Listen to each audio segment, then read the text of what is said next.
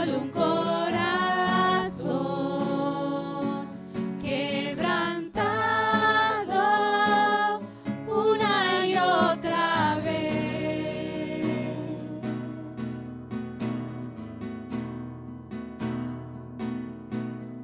Y no hay nada que me enamore más, nada que me apasione más, solo tu presencia, solo tu mirada me hace suspirar.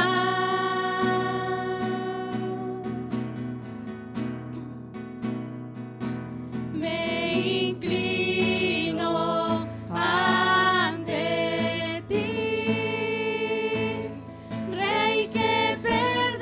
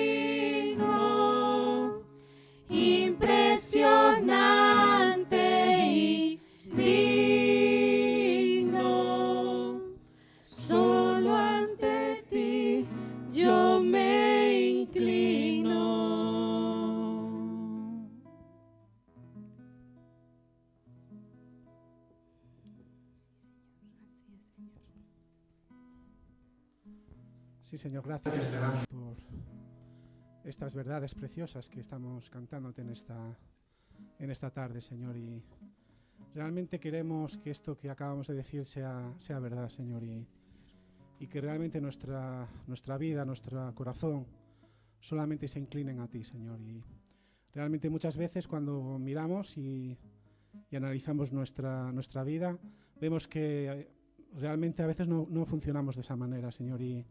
Y nuestro corazón se inclina a muchas cosas y prestamos adoración a muchas cosas que no eres tú, Señor. Y ponemos cosas que no necesariamente sean malas, pero las convertimos en malas cuando las ponemos delante de ti.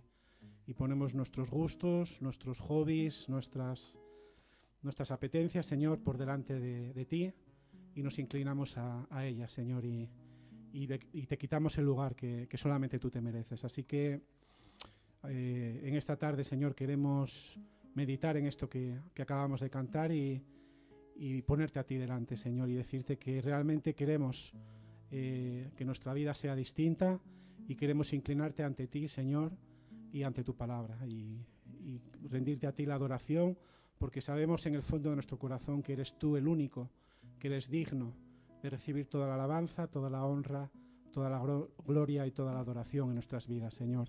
Haz que así sea, Señor, en cada momento y en especial en esta tarde, Señor. En el nombre de Jesús. Amén.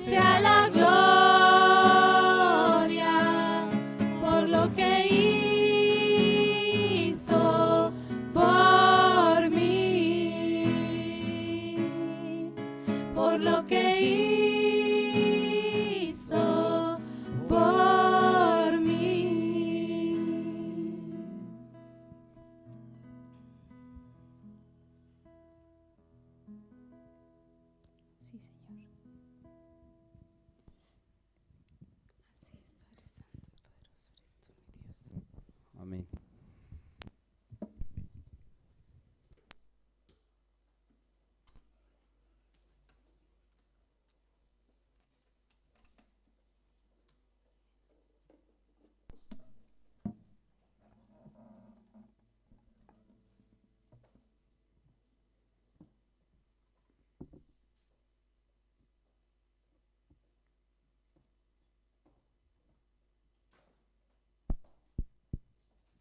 Bueno, hermanos, con la misma reverencia que le hemos cantado, vamos ahora a participar de la mesa del Señor.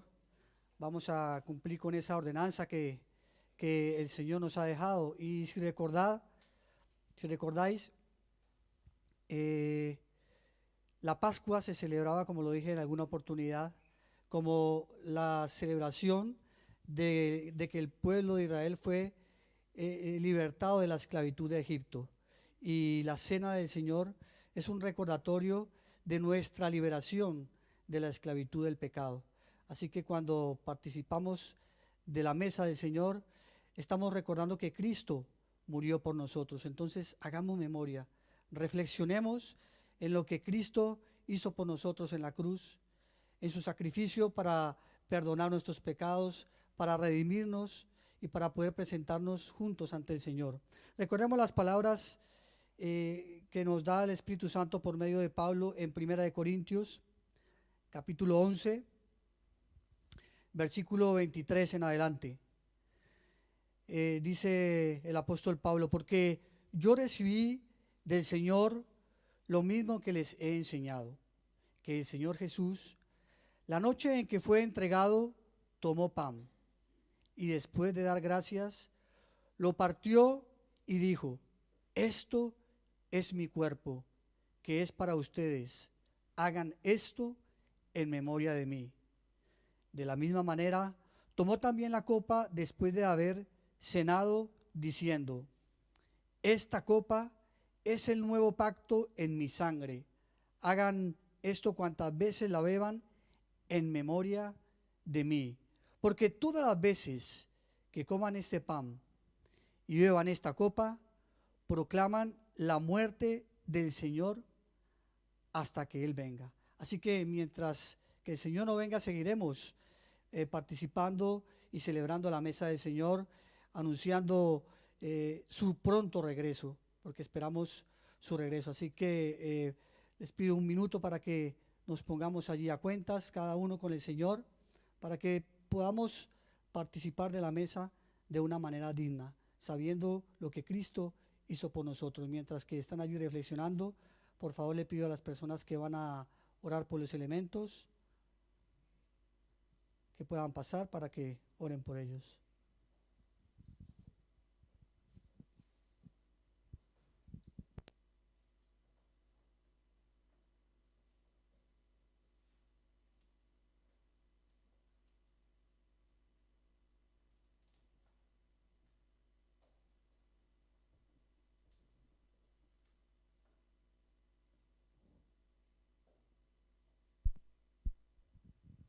Vamos a dar gracias.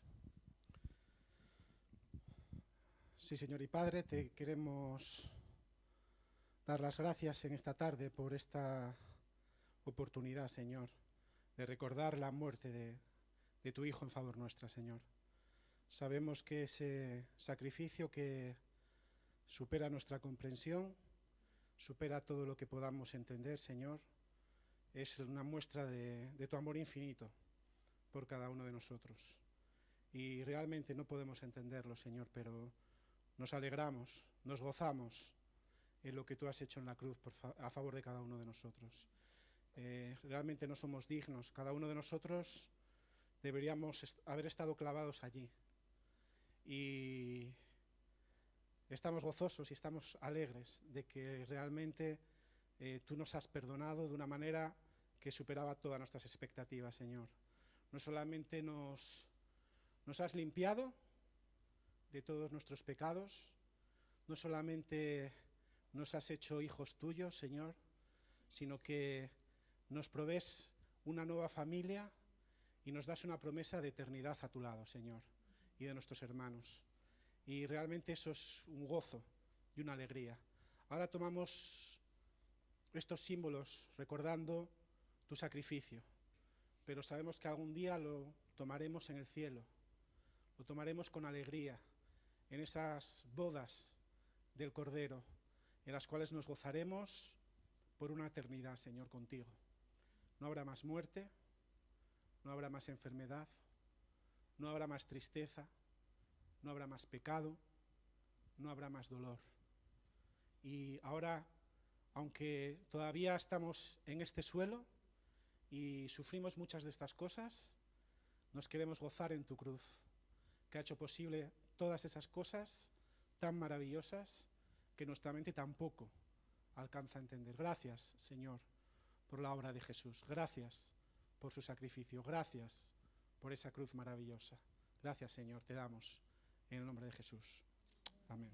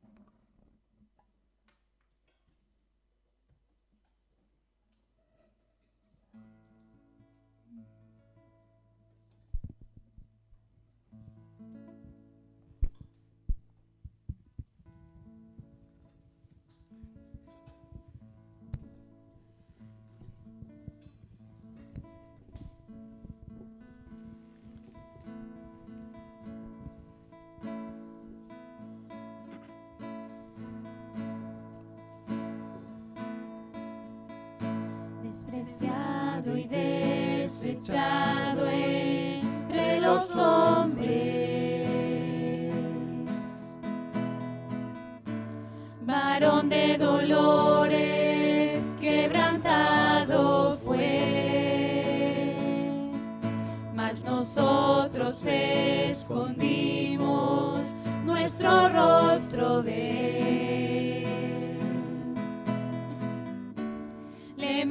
despreciamos, desestimado fue. Ciertamente Él llevó toda mi enfermedad y sufrió por mis dolores. El castigo de mi paz fue todo sobre Él, y herido fue por nuestras rebeliones. Angustiado y afligido, no abrió su boca.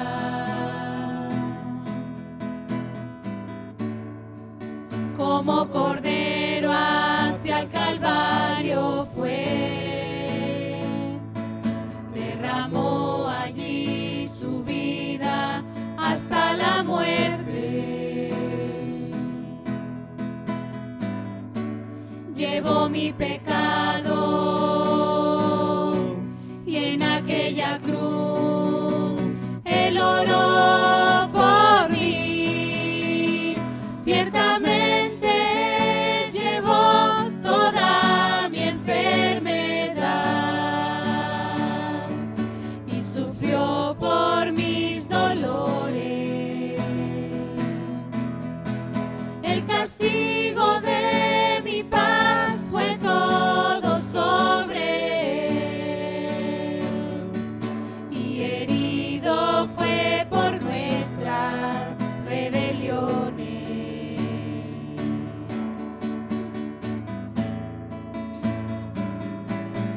Recibe hoy,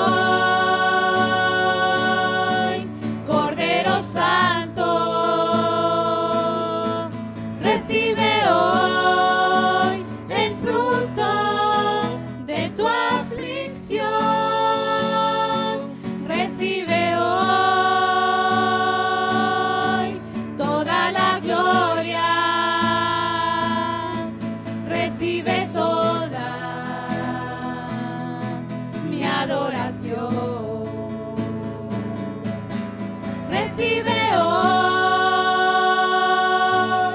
Cordero Santo, recibe hoy el fruto de tu aflicción, recibe hoy toda la gloria, recibe toda mi adoración. Recibe toda mi adoración. Así es, Cristo. Te alabamos, Dios. Santo y poderoso. Amén. Amén.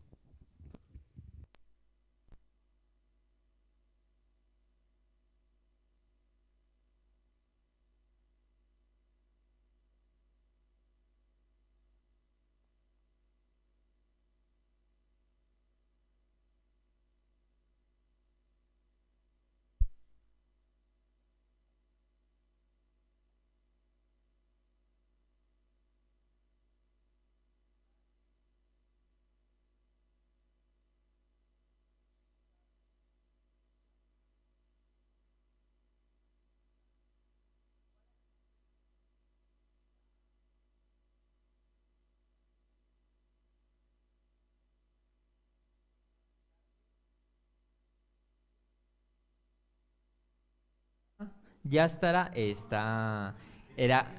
era culpa mía, por mi culpa, por mi gran culpa.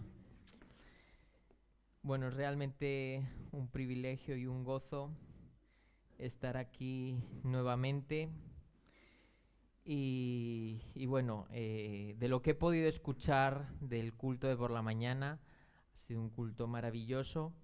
Y la idea es darle cierta continuidad. Eliezer estaba hablando de que íbamos a buscar dar una continuidad al tema de la iglesia y vamos a continuar en esta tarde con eso. La predicación de hoy, de esta tarde, se llama El amor en la familia. Quizás muchos de vosotros, al ver esto por WhatsApp o por donde quiera que lo hayáis visto, pensasteis, pues muy bien, voy a ir ahí para que mi mujer aprenda bien cómo amarme. Pero esto va nuevamente conforme a la familia de la Iglesia, conforme a la familia de Cristo, ¿no? Y realmente tenemos aquí una congregación hermosa, ¿no? Tenemos una congregación hermosa compuesta por distintas nacionalidades, distintas culturas, distintos contextos personales. Y quizás uno de los motivos por el que vemos el crecimiento de esta iglesia, quizás a raíz de la pandemia, ¿no? Esta iglesia pues ha visto un crecimiento grande. De distintas congregaciones, pues me incluyo, hemos venido hasta aquí, hemos venido de distintas denominaciones también, y es que realmente el crecimiento de Casa de Gracia y Verdad es algo que, si tú lo consultas con las personas fuera de esta congregación, es algo realmente asombroso, es algo realmente maravilloso. Porque no sé si somos conscientes de que no llevamos 3 años como iglesia, y esta iglesia ha tenido un crecimiento de parte de Dios impresionante, ¿verdad? Ahora, esto es como lo ven desde fuera, como lo vemos nosotros también, por supuesto, pero a niveles prácticos no es fácil hacerse a la tarea de conocer a cada miembro que se va incorporando a la iglesia, ¿no? Compartir con él, dedicarle tiempo.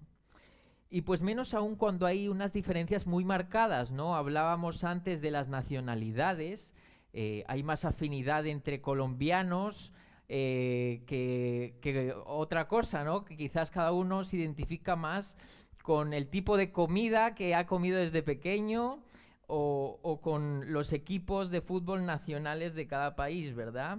Las culturas, los contextos personales, hay diferencias muy marcadas. Incluso puede ser que hayas llegado a esta congregación o te hayas visto en algún momento en la situación de encontrarte con algún hermano o alguna hermana con quien has tenido algún conflicto personal.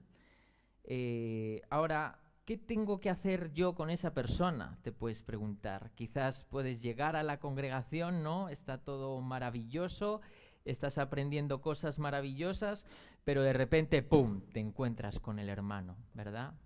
Y dices tú, ¿por qué me tuve que encontrar con esto? Iba todo tan bonito, iba todo tan bien, ¿verdad? ¿Qué tengo que hacer con este ahora, Señor? Hoy veremos en esta tarde que Dios hace este tipo de cosas más a menudo de lo que pensamos. Y nos deja el reto de afrontar esto, pero también nos deja las indicaciones de qué es lo que debemos de hacer bíblicamente, ¿no? Y es lo que intentaremos ver en esta tarde. Vamos a orar. Padre Santo, en el nombre de Cristo Jesús, quiero poner en tus manos, Padre Santo, esta tarde, Señor, con un corazón humillado delante de ti, Señor, exponemos, Señor, ponemos delante de ti este tiempo que vamos a pasar meditando en tu palabra, que seas tú, Señor, extrayendo de tu palabra, Señor, lo que quieres que sepamos de ella, Señor, lo que quieres que apliquemos, Señor, y que nos llames a la acción, Padre Santo, que no seamos meramente oidores, sino que tú, Padre Santo, a cada uno de nosotros nos hables individualmente, Señor, y nos lleves a obrar, para que ese amor dentro de la iglesia, Señor, sea un reflejo de lo que tú has hecho en esa cruz, sea un reflejo de lo que tú quieres, Padre Santo, de tu esposa, la iglesia, Señor. Ayúdanos, Padre Santo, esta tarde en el nombre de Cristo Jesús. Amén. Amén. Vamos a dividirlo en dos puntos principales, si queréis apuntar. El punto número 1 lo vamos a llamar un amor sincero, y el punto número 2, un amor con prioridades, ¿no? Y brevemente vamos a intentar introducir lo que vamos a estudiar. Vamos a estudiar esta tarde la carta a los romanos desde el capítulo 12 y explico brevemente cuál es el contexto de los miembros de la iglesia en Roma, ¿vale? Pablo les escribe a esta congregación compuesta por judíos y compuesta por no judíos, por gentiles, ¿vale? Y estos dos grupos tienen unas diferencias muy marcadas. Por un lado, los judíos tienen unas costumbres a las cuales están aferrados desde los siglos de los siglos, desde Abraham, son linaje de Abraham, son pueblo escogido, y tienen unas costumbres, tienen una forma de proceder muy marcada, muy definida.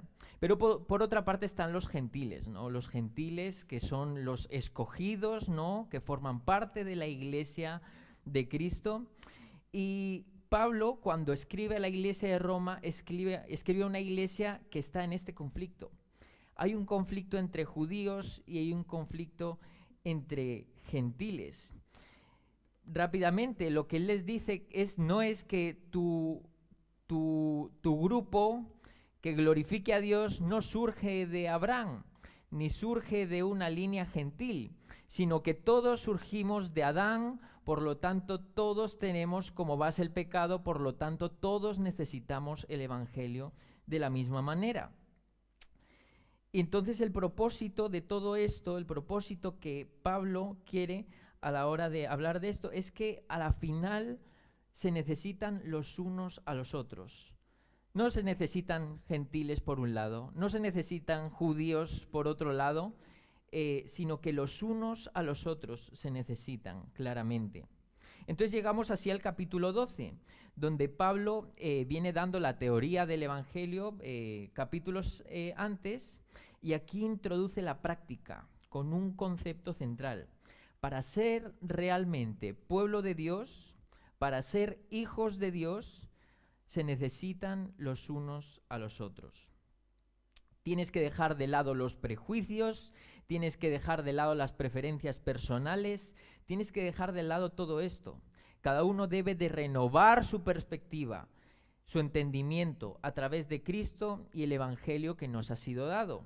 Por ejemplo, podemos leer Romanos 12, desde el 1, dice: por lo tanto, hermanos, si leéis desde Reina Valera, os ruego por las misericordias de Dios que presentéis vuestros cuerpos en sacrificio vivo, santo, agradable a Dios, que es vuestro culto racional. No os conforméis a este siglo, sino es que estoy aquí con América, sino transformaos por medio de la renovación de vuestro entendimiento, para que comprobéis cuál es la buena voluntad de Dios, agradable y perfecta. Entonces quizás lo normal en el mundo es llevarte mal y apartarte con quien tienes diferencias. Eso es lo normal en el mundo, es apartarte de aquel con quien has tenido un conflicto. Es no perdonar. Eso es lo normal. Pero si realmente dices llamarte cristiano, debes de renovar tu mente. Tiene que haber un cambio de chip. Tu proceder no es de este mundo. Si tú realmente crees que formas parte de la iglesia que por la mañana se predicó, tiene que haber un cambio de mente. Da igual el contexto en el que vengas, da igual lo que haya pasado en tu pasado con X persona, tiene que haber un cambio de perspectiva. Tiene que haber algo nuevo que es basado en la palabra de Dios, con el fin de que Cristo sea exaltado. Entonces Pablo continúa hablando de la importancia del cuerpo de Cristo. Nos necesitamos los unos a los otros y lo importante que es el buen funcionamiento en conjunto para que Dios sea exaltado. Y así llegamos a nuestro texto de hoy, que es Romanos 12 del 9 al 10. Yo voy a leer desde la Biblia de las Américas. Versículo 9 dice: el amor sea sin hipocresía, aborreciendo lo malo, aplicándoos a lo bueno. Sed afectuosos los unos con los otros con amor fraternal, con honra daos preferencia unos a otros. Y así introducimos nuestro primer punto, un amor sincero. El versículo 9 empieza, el amor sea sin hipocresía. En la Reina Valera es sin fingimiento. Entonces ponte en situación. Llegas a la iglesia un domingo, ves a los hermanos de toda la vida, hermanos con quien te encanta pasar tiempo, con quien te encanta tomar un café, tomar una parrillada. Llegas, les saludas, les abrazas, les preguntas qué tal la semana, les preguntas hasta qué tal el perro, ¿verdad? Pasas realmente tiempo con esa persona. No esperas nada a cambio de esa persona. Surge de ti el amar, el interesarte por él, ¿verdad? Amas como crece en su caminar con Cristo. Oras por él. Si crees que está en lo incorrecto, tienes la libertad y te sientes con el deseo de ir y decirle, oye, yo creo que esto es incorrecto delante de Dios, deberías de cambiarlo. Te dejas aconsejar de la misma manera, te dejas reprender por este hermano porque tú ves al Espíritu Santo en él. Estás hablando con esta persona, esto es un amor ágape que tanto hemos estudiado, es un amor totalmente desinteresado. Das por amor, para la gloria de Dios, no por nada a cambio, y esto es recíproco. Es decir, mi fin es mostrar ese amor que Dios me da a mí, pero es que esa persona, si realmente hace lo mismo, toda la iglesia va a estar llena de ese amor, ¿verdad?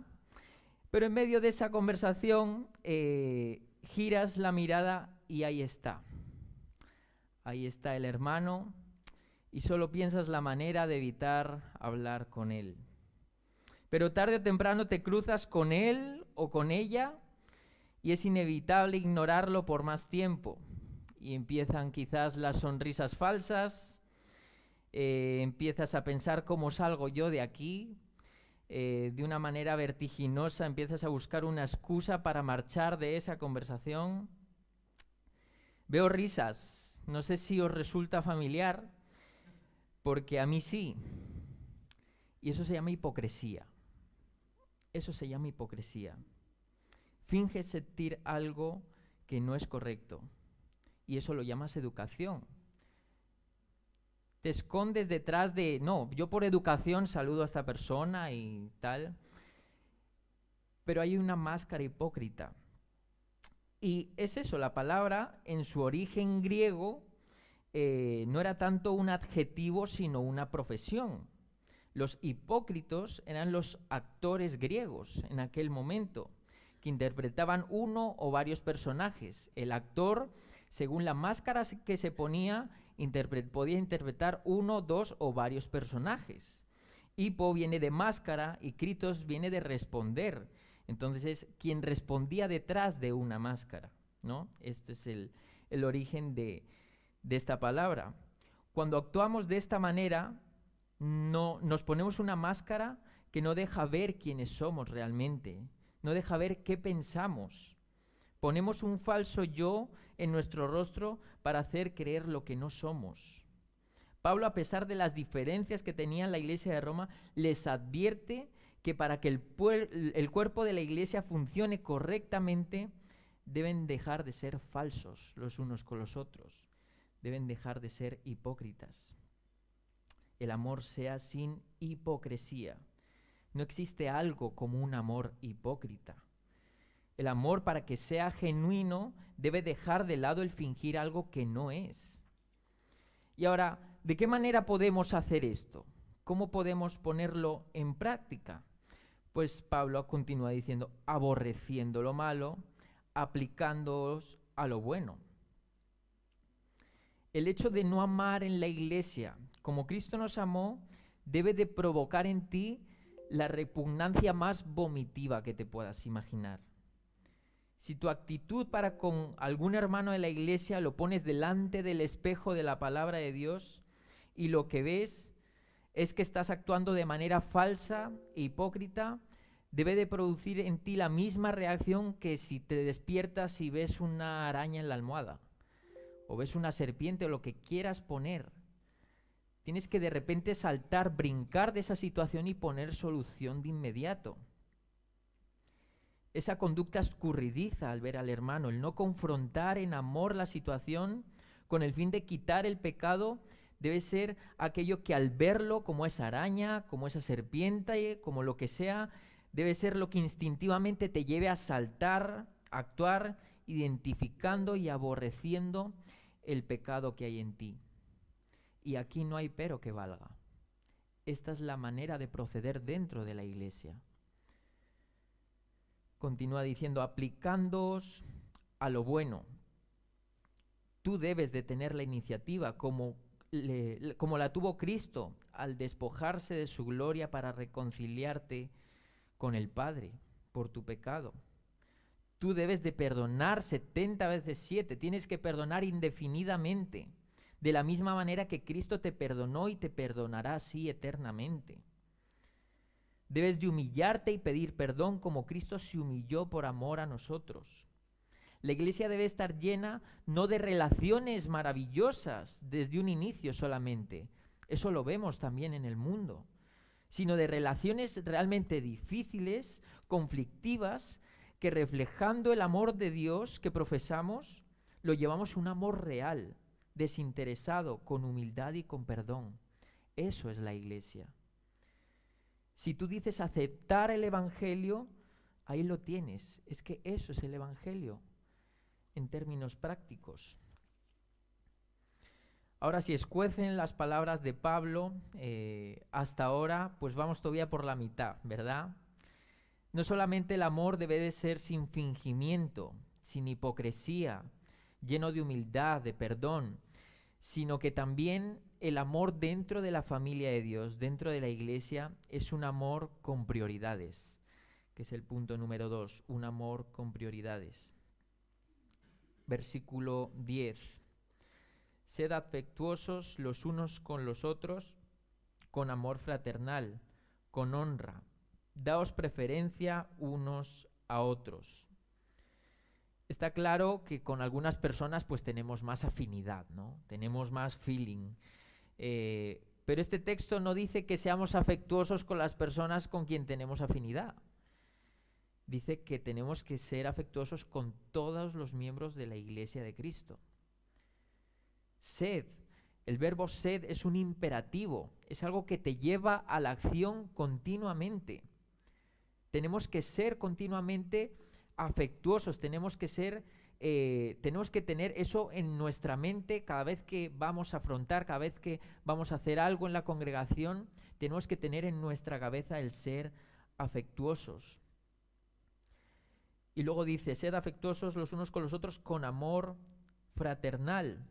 Debe de haber una hermandad entre tú y otro miembro de la Iglesia de Cristo. De la misma manera que debía de haber una hermandad entre los judíos y entre los gentiles en la Iglesia de Roma, ¿verdad? Algo realmente complicado. Pero Pablo escribe en este contexto. Pablo escribe dentro de esta dificultad. Va mucho más allá de la relación que puedes tener con tu vecino. Una relación cordial, ¿qué tal? Bien, hace buen tiempo, va, no sé qué. Es un concepto de fraternalidad, es un concepto de hermandad. Ese concepto de hermandad te lleva a interesarte activamente, continuamente por el otro, el ser solidario con el otro, el tener afecto continuamente con el prójimo, con tu hermano. En Romanos 12:15 dice, gozaos con los que se gozan, llorad con los que lloran. ¿Te imaginas el mover inmenso en la iglesia si vemos esto aplicado al 100%? ¿Te imaginas que realmente tú decías aplicar esto en todas las personas de la congregación y que ese mismo sentir sea en todas las personas realmente? Pasaría algo realmente maravilloso de parte de Dios. Tenemos que verlo así. No sé quién va al gimnasio, yo no, como podéis comprobar. Pero la iglesia es un gimnasio que ejercita el músculo de la santidad.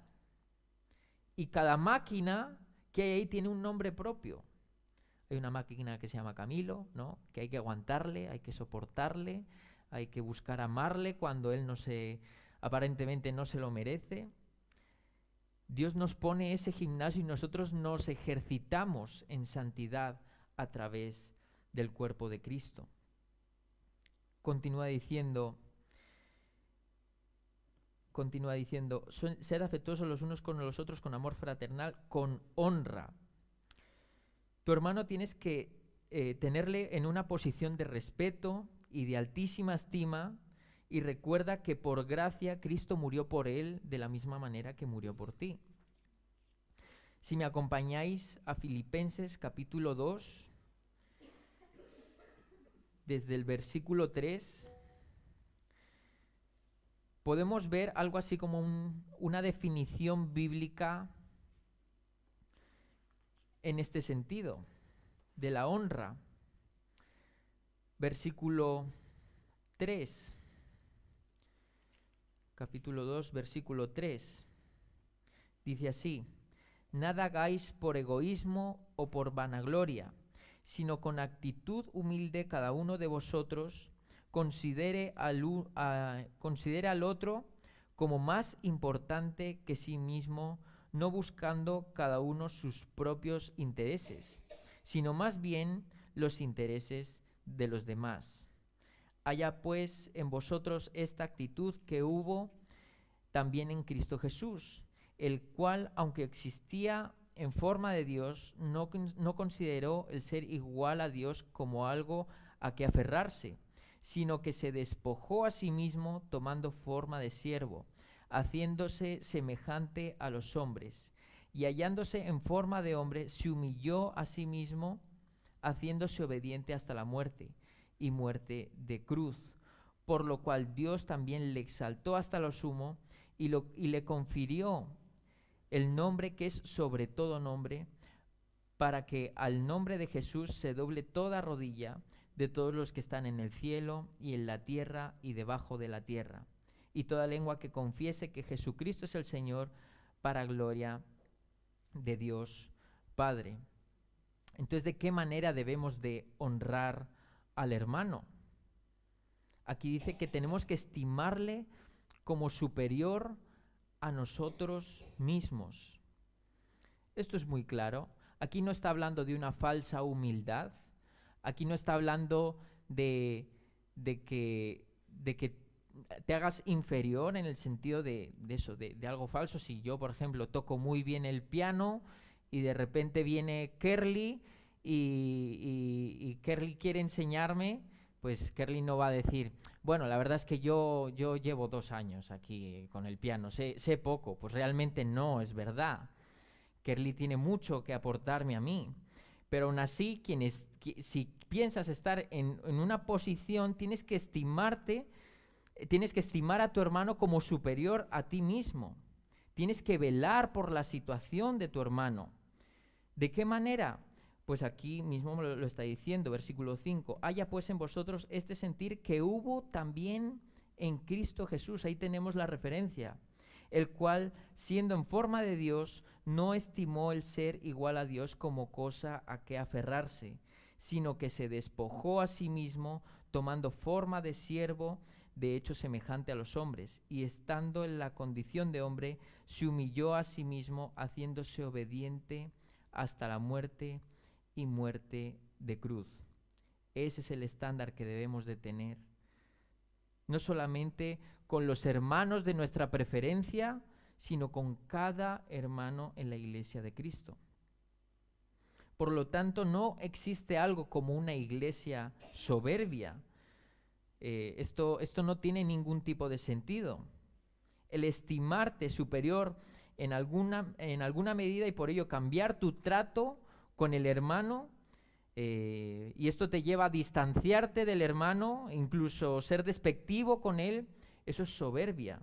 Y eso nace de Satanás, no nace de Dios.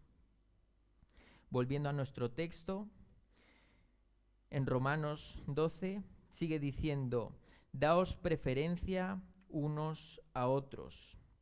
Ahora, quizás, como hemos dicho antes, alguno ha visto el título de la prédica y piensa que es algo entre familiares, ¿no? Entre tu familia física, tu madre, tu hijo, tu abuelo, tu bisabuelo, tu primo, lo que sea. Aunque todos, tristemente, en nuestras familias tengamos un ejemplo de un familiar conflictivo con el que no tenemos relación quizás, por lo general el amor en la familia física es un amor muy, muy especial. Pablo aquí no solo dice que las prioridades de las personas son entre las familias judías. En este caso era un poco más complicado, porque si un judío se hacía creyente, esto causaba un rechazo directo, ¿no? Pero ¿qué pasaba con los gentiles, por ejemplo? No necesariamente tenía que ser así. Un gentil podía hacerse creyente y según las creencias de su familia, pues no tendría que traer mayor conflicto como puede pasar ahora. Pero aquí dice eso, daos preferencia los unos a los otros. Hay una preferencia por la familia de Dios, iglesia redimida por la sangre de Cristo. Quizás tú tienes una relación increíble con tu hermano o tu tío, o una relación increíble con tu madre no creyente, y esto está muy bien. Ojo, Pablo no te está diciendo que ames menos a tu hermano, a tu tío, a tu hijo, a tu madre no creyente. Sigue amándole y ámale más cada día, ¿verdad? Pero aquí está diciendo que tu preferencia tiene que ser hacia tus hermanos en Cristo. Tus hermanos en Cristo deben de ser superiores a cualquier vínculo que puedas tener fuera de la congregación. Los unos a los otros, daos preferencia los unos a los otros. Pablo no nos invita a renunciar en ningún momento, insisto, a nuestros familiares, ni mucho menos, sino a acrecentar tu interés por la iglesia redimida. ¿Por qué? Porque compartes el mismo sentir con esa persona, el amor hacia Cristo, con la que compartes el motivo de vida, el vivir para Cristo, y con la que convivirás por la eternidad para la gloria de Cristo, exaltando al Señor. El hermano difícil que hablábamos en el principio, en la eternidad sin pecado, estará de tu mano adorando a Cristo por los siglos de los siglos. Bendeciré a Jehová en todo tiempo, su alabanza estará de continuo en mi boca. En Jehová se gloriará mi alma, lo oirán los mansos y se alegrarán, dice el Salmo 34. Cuando nosotros exaltamos a Dios con nuestra vida, nuestro hermano en la fe va a estar de acuerdo y se va a gozar en eso. Eso no lo vamos a tener fuera de la iglesia de Cristo. Hermanos, el pecado es lo que pone fronteras entre nosotros. Cuando estés en la eternidad sin pecado, con tu hermano y viendo a Cristo dirás, qué tonto fui,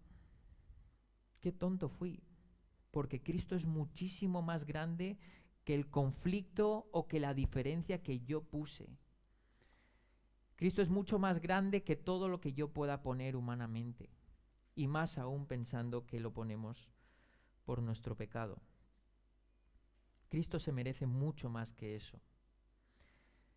Dios dejó de lado por amor la ira que nos merecíamos, buscando una reconciliación para con su pueblo, mostrando su amor sin haber esperado nada de nuestra parte, ya que no podíamos hacer nada. Dios tuvo la iniciativa de rebajarse a la altura de la humanidad que le había rechazado y se humilló tomando su lugar, muriendo por los pecados que nos condenaban al infierno eterno. Dios, para la gloria de su nombre, nos reconcilió con Él mismo a través de la muerte y resurrección de Cristo para perdón de nuestros pecados. Al creer esto y vivir conforme a este pensamiento, ¿somos la iglesia que se deja llevar por el mundo? ¿Somos la iglesia que se deja llevar por ese conflicto que surge del pecado? No. Tenemos que renovar nuestro entendimiento conforme al Evangelio y tenemos que darnos cuenta de que Dios dio su vida por cada hermano que forma parte de la iglesia, que forma parte del cuerpo de Cristo, y tenemos que actuar en temor y amor conforme a esto. Haz el favor y sigue los imperativos de Dios que vemos a través de Pablo. Ama sin hipocresía. Deja la hipocresía. Deja de poner fachadas delante de ti, deja de poner máscaras que solamente siguen limitando y te siguen apartando, no solamente del hermano, sino de Dios, porque el pecado nos aleja de Dios. Tenemos que aborrecer el pecado, tenemos que identificarlo. Una vez pasamos por eso, tenemos que identificar de inmediatamente eso y aborrecerlo, huir de aquello. Aplica el Evangelio en tus relaciones de iglesia. El estándar que tú tienes que llevar, el amor que tú tienes que llevar para con los miembros de la iglesia, es el estándar que Cristo ha marcado por medio de su vida, su muerte y su resurrección. Tenemos que ser afectuosos, honrando fraternalmente a cada hermano. Tenemos que estimarle como superior hacia nosotros mismos, interesándonos por su vida, interesándonos por su situación, orando por él, velando por él, en su necesidad de estar ahí pendiente de él. Tenemos que dar de preferencia a la iglesia de Cristo, con la que estarás por la eternidad alabando al Señor. Ahora, si ves en esta tarde que hay algún límite que has puesto entre tú y otro hermano, si ves que hay una actitud falsa, hipócrita, pídele de inmediato perdón al Señor. Ve y reconcíliate con Dios primero y luego con tu hermano. De esta manera seremos lo que hemos sido llamados a ser y aplicaremos lo que Dios nos ha encomendado: el amor de la iglesia, el amor de la familia, pero la familia de Dios. Entonces os invito, hermano, a reflexionar realmente cada circunstancia personal que podamos llegar a tener. A veces estas relaciones, a veces estos choques se prolongan por los años y por los años y por los años, y lo único que estamos limitando es lo que Cristo nos ha dejado. A través de la iglesia Dios se manifiesta, Dios nos puede hablar. A través del hermano difícil es como tú vas a realmente crecer en santidad.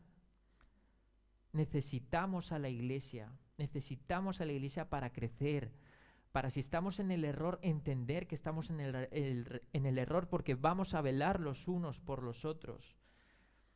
El amor no solamente va con las personas con quien más tenemos afinidad, con nuestra piña, con nuestro grupo de siempre. Tenemos que acostumbrarnos de salir de este grupo y ver también que hay más hermanos en la fe fuera de ese grupo. Hay más hermanos con las mismas o más necesidades que ellos. Vas a seguir velando por esos hermanos, por supuesto, pero hay más hermanos que tienen más necesidades dentro de la congregación. Y eres responsable delante de Dios de velar por eso. Eres responsable delante de Dios si hay algún pecado que identificas en un hermano, de ir y en amor decirle que está en pecado. Esa es la misión de la iglesia. Esa es la misión de la iglesia. No debe de haber ningún tipo de división, no debe de haber ningún tipo de preferencia, no debe de haber, es eso, hay gente con quien tenemos más afinidad, hay gente con que, eso es obvio, por supuesto, pero esa afinidad, esas afinidades que tenemos con ciertas personas no nos tiene que alejar radicalmente del resto de la iglesia, porque el resto de la iglesia es la iglesia de Cristo, es la esposa de Cristo por la cual Él dio su vida. Y cuando nosotros estamos firmando, hablábamos el otro día dentro de la reunión de los hombres, cuando nosotros firmamos la membresía de nuestra iglesia, estamos firmando un compromiso, no para con Dios solamente, sino un compromiso para con la congregación en la que vas a asistir. No solamente de amar, de reprender, de exhortar, sino también dejar que la iglesia te exhorte. Esto es el amor en la iglesia. Esto es el amor en la iglesia por la cual Dios dio su vida. Vamos a orar. Padre Santo, en el nombre de Cristo Jesús, te quiero dar gracias, Señor. Te quiero dar gracias porque el estándar que has puesto, Señor, no es un estándar pecaminoso como el que podemos ver en cualquier persona, sino que el estándar del amor está en la persona de Cristo, Padre. Gracias, Señor, porque nos pones en congregaciones llenas de personas pecadoras al igual que nosotros y que necesitamos los unos a los otros, y que tú eres intencional, Padre, a la hora de ponernos el reto delante nuestro, Señor. Ayúdanos, Padre Santo, a realmente no huir de esa responsabilidad, Señor, de afrontarlo, Señor, de ir delante de ti, Señor, arrepentirnos, Señor, y ser humildes, Señor. Ser humildes, estimar al hermano con quien tengo una diferencia, un hermano con quien no suelo hablar, un hermano con quien tengo un conflicto, estimarle como mayor que nosotros mismos. Padre Santo, si hiciéramos esto cada uno de nosotros, qué bonita imagen de iglesia daríamos, Señor. Ayúdanos realmente a aplicar tu palabra. Ayúdanos a ser intencionales, Señor, a ir a resolver los problemas por medio de tu palabra, a resolver las diferencias. Y que como los judíos tenían el conflicto con los gentiles, Señor, que el punto de reconciliación, que de donde salen todas las cosas, Señor, es el Evangelio. El Evangelio, Señor, todo lo cura. Así como ha limpiado todos nuestros pecados, Señor, que tú limpies, que tú sigas limpiando a través de él la iglesia de Cristo, Señor. Y no solamente esta congregación, Señor, sino cualquier congregación, Señor. Cualquier grupo de hermanos que se reúna, Señor, para exaltar tu nombre. Ayúdanos, Señor, a no alargar en el tiempo, Señor, estos problemas, estos conflictos que nos comen la cabeza, nos llenan de suciedad, de pecado en nuestras mentes, Señor, y que nos impiden ser un buen reflejo tuyo, Padre Santo. Ayúdanos a amarnos los unos a los otros con amor fraternal, sin ser hipócritas, Señor, dándonos preferencia los unos a los otros, que realmente veamos a la iglesia como lo que tú nos has dado por la eternidad con quien compartimos nuestro único sentir, Señor, de glorificar a Cristo. Nuestro sentir de creer en que has muerto por nuestros pecados, Señor, y que nos permite, Señor, vivir conforme a tu palabra, Señor. Ayúdanos, Padre Santo, en todo esto, Señor. Ayúdanos a aplicar el amor en tu familia. En el nombre de Cristo Jesús. Amén.